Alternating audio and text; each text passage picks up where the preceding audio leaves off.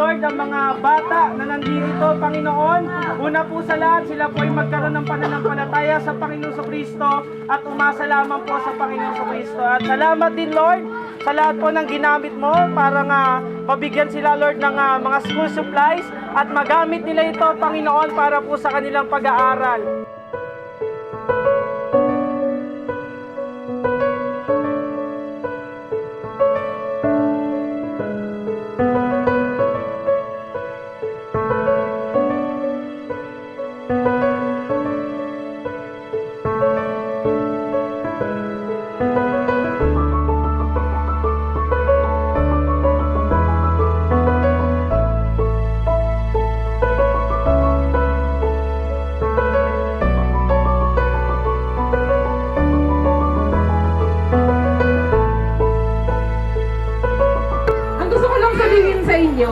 Napakaswerte nyo dahil meron compassion project para maibigay sa inyo yung mga school supplies.